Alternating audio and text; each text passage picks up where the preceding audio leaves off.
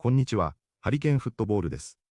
今回の教材は、クリスタルパレスの鎌田大地に関する動画です。クリスタルパレスは、プレミアリーグ第24節で、ノッティンガム・フォレストとの試合で1-2引き分けに終わり、鎌田が負傷離脱して以来の勝利に、全くも届きませんでした。鎌田大地は、トレーニングに復帰しているということで、この試合での復帰もありそうにも感じましたが、結果としてはベンチにも入りませんでした。試合後のインタビューでは、オリバー・グラスナーが、鎌田大地の復帰は次節のブライトン戦になるだろうとほぼ明言していましたが、パレスファンのチャンネルのレビュー動画では、やはり鎌田大地が戻ってきて、全てを変えてくれると期待するという表現で、復帰を待ち焦がれている気持ちを表現しています。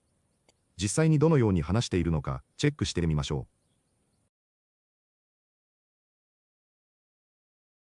う。It's 11 games now without a win. 12 games without a win at Palace. How long do you think this goes on for before a change is needed? Because we look at the player personnel. Yes, the bench wasn't great, and we did go to far the back during the game, but it didn't really change much. Angus Gunn was in goal. It was the perfect opportunity to have shots on target. Nothing, absolutely nothing. Like, how long do you reckon we continue like this? Oh, it's a difficult thing to determine, isn't it? Because we've got Strand Larsen coming in, and we've got Gesand, who's probably going to be, making an appearance in the next game. So, and also we've got Kamada back for Brighton as well. So, how long it goes on for depends on the players that we get back and how well they perform and how cohesive we can be as a squad. Kamada is a progressive thinker when it comes to passing, and that's, I think, what we missed today. Like, Hughes can't be the guy that we depend on when we've just got Lerma and Hughes in the midfield to be that creative player all of the time, finding the pass. Because in the first half, especially, we had runners that were making runs constantly. They were making it, they were checking it because they saw that the ball wasn't coming, so they had to come back. They're always back and forth making runs, and we're not finding them with passes, but that's been the story of the entire season as well. Not finding our runners. Yeah. When you're looking at today's performance, then, if we can bring that to Brighton, who have been struggling, and then you're looking at Wharton and Kamada, Gesand, Larsen coming into the side, could this be the game we finally get the win?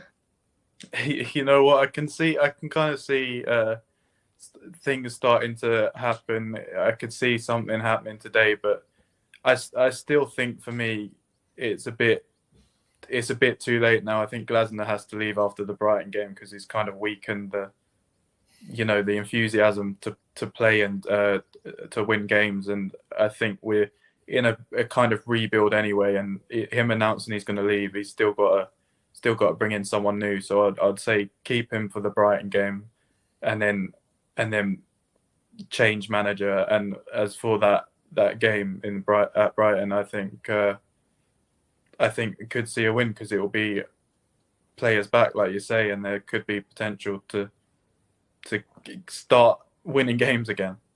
Yeah, I've got this dream that Kamada comes back and changes everything for us, and we start. Kamada and Wharton are key. It is the key to the midfield. If you're talking about chances as well. The thing about Wharton is all of this gets into his head a bit easier than it does to, like, say, Daichi. Like when when the team isn't playing so amazing, then Wharton starts getting frustrated, and that's when we start seeing a drop in his performance. So I think an older, more experienced head with Kamada is probably something that we could really use right now in the midfield. Yeah, because those two in midfield have helped us out massively. And when's the last time Kamada has played? I can't even remember. When he got injured in December, wasn't it? Mid-December or early December? Yeah, and since then we haven't won a game. Of course, there was other factors as well, but I think we've desperately missed that Kamada Wharton. And Wharton needs to up his game. He hasn't been particularly great the past month or so, by his standards anyway. So let's see what happens with that. But any further signings you think we need to make tomorrow ahead of the deadline? Well, they're not going to make any, but you should probably get another midfielder, and we all, I don't know, we all should get a centre back in, really, shouldn't we? If they were to make any signings, it's probably going to be a loan now. So I can't really see anyone coming in. And I mean, was it Mason that mentioned it at the start? Hayden Hackney, probably too pricey. That's the only one I'm seeing. For some reason, Loftus-Cheek's coming into mind. Probably too old now. So yeah, I can't really see anything happening. Well, there's that thing again that Mason was talking about, where we go back to players that we've had previously on loan. You know, it's one of those things where we can't think of anybody else. I think Hayden Hackney should be a target for the summer because Kamada's going to be gone. I don't think he's re-signing. So, you know, Hayden Hackney coming in, I think would be brilliant. But I don't think that's going to happen. You don't think that will happen in the summer? Oh, in the summer. That just depends on the manager and the approach you want to go in. They're going to go big. They're going to have to go big in the summer. So I think there's going to be quite a few, hopefully, in the summer to come. And I would agree. Hayden Hackney probably should be one of those. Yeah. Matt, great talking to you. Hopefully after Brighton we can talk about a win. Yeah. All right then. Take care. Cheers, Matt. 次は解説です。今回は難しいボキャブラリーも表現もありませんでしたので、ほとんど簡単なものばかりですが、イディオムなどを中心に解説しています。それでは本日の解説をチェックしてみましょう。And how cohesive we can be as a squad. コヒーシフはまとまりのある、一体感のあるという意味の形容詞です。チームや組織、文章などがバラバラではなく、うまく噛み合っている状態を表します。サッカーでは選手同士が連動し、組織的に機能している時によく使われます。コーヒシブチームは結束したチームという意味です。個々の能力が高くても、コーヒシブでなければ結果は出にくいです。解説では、守備や中盤の連動性を語るときに使われます。噛み合っていると訳すと、自然な日本語になります。And how cohesive we can be as a squad. And how cohesive we can be as a squad. Always back and forth making runs. バック&フォーフは行ったり来たり往復してという意味の定番表現です。人が走って往復するときにも、会話や交渉のやり取りが続くときにも使えます。カーでは選手が上下動を繰り返す場面でよく出ます。今回の文脈なら前後に動きながら走る、行ったり来たり走るが自然です。メールのやり取りなら何度もやり取りするという意味になります。ハイフンでつないで名詞っぽくすると、応酬、やり取りになります。意味は直訳でつかみやすく、使える場面も多い表現です。Always back and forth making runs. Always back and forth making runs. All of this gets into his head a bit easier than it does, like say Daichi. Get into one's head は頭から離れない、気にしすぎるという意味のイディオムです。ミスや批判、嫌な出来事を引きずってしまうときによく使われます。もう一つは相手の心理に入り込む、動揺させるという意味です。スポーツでは声援や挑発が相手に効いているときに使われます。Don't let it get into your head は気にしすぎないでが自然です。That mistake got into his head はそのミスを引きずったというニュアンスです。直訳よりもメンタルへの影響として訳すと伝わりやすいです。All of this gets into his head a bit easier than it does, like say Daichi. All of this gets into his head a bit easier than it does, like say Daichi. And that's when we start seeing a drop in his performance. So... drop in は文脈によって意味が変わる表現です。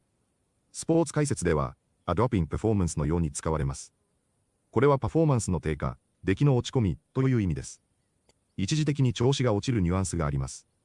動詞ではフラッと立ち寄るという意味もあります。数字や成績が下がるときにも使われます。文脈を見て、名詞か動詞かを判断することが大切です。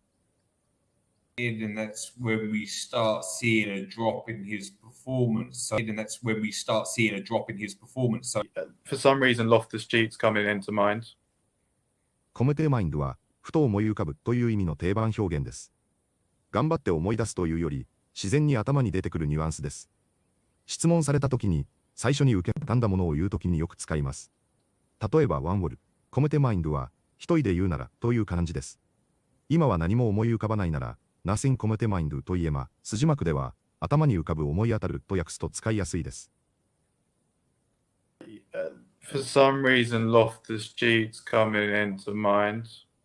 For some reason, Loftus-Cheek's coming into mind.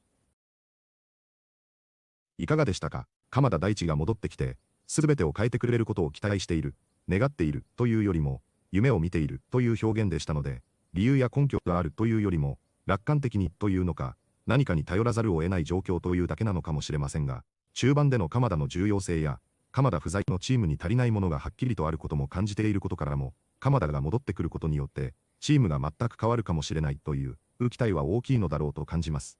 実際に鎌田ファンから見ても、鎌田がいる時といない時では、全く別のチームに感じるほど、中盤での安定性や流動性、縦に攻めるスピードや、相手の攻撃を止めるインターセプトなど、あったものがなくなった感覚は強いのではないでしょうか。復帰戦がブライトン戦というのは少し複雑な気もしますが、鎌田が戻ってきて全く別のチームになったと評価されるほど、この試合では鎌田大地に頑張ってほしいなと期待しています。本日もご視聴いただきありがとうございました。またすぐにお会いしましょう。